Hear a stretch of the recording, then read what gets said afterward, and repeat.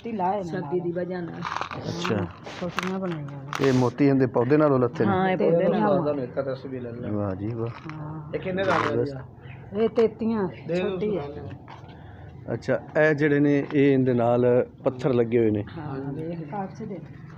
ये well pure है ते हुन तस्बीहां बनाने प्लास्टिक परसों आया सी ना दम करन अरमान नु ते ਅਸੀਂ ਉਹਨੂੰ ਦੱਸਿਆ ਸੀ ਅੱਛਾ ਤੇ ਆਂਦਾ ਸੀ ਮੈਂ ਆਣਾ ਹੈ 100 वाली बड़ी कसर ले आए ਅੱਛਾ ਇਹ ਕਦੋਂ ਲੱਗਦੇ ਨੇ ਇਹ ਹੁਣ ਨਾਲ ਨਾਲ ਲੱਗੀ ਜਾਂਦੇ ਸਾਲ ਬਾਅਦ ਲੱਗਦੇ ਨੇ 10 महीना वजे समझो लग गया सी। ਅੱਛਾ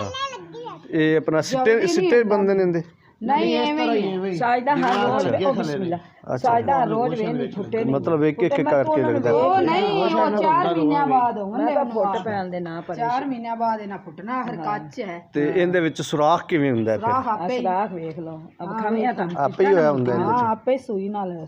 परो लेना। ਅੱਛਾ ਯਾਨੀ ਜਦੋਂ ਇਹ ਉਤਰਦਾ ਹੈ ਤਾਂ ਉਦੋਂ ਸੁਰਾਖ ਹੋਇਆ ਹੁੰਦਾ ਹੈ हां ਬੰਦ ਇਹ ਬੰਦ ਨਹੀਂ आ कल मैं नहीं सुई इथे है नाल बाजी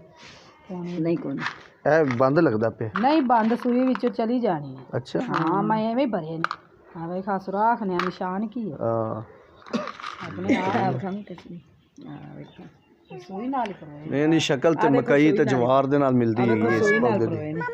ले लो ਆ ਪਕੜਨੀ ਹੈ ਅੱਛਾ ਇਹ ਸੂਈ ਦੇ ਨਾਲ ਪਰੋਏ ਹੋਏ ਨੇ ਮੋਤੀ ਹੈ ਨੇ ਪੱਥਰ ਔਰ ਇਹ ਉਹ ਪੌਦਾ ਜਿਹੜਾ ਉੱਗਿਆ ਹੋਇਆ ਪੱਥਰ ਦਾ हाँ ये वे कुदरत वाला भी अल्लाह की तरफ पौधा होया है ਇਹ मोतियां वाला दे लागे वो सऊदीया विच ही आए ने ਅੱਛਾ मोती ओदे ਠੀਕ ਆਈ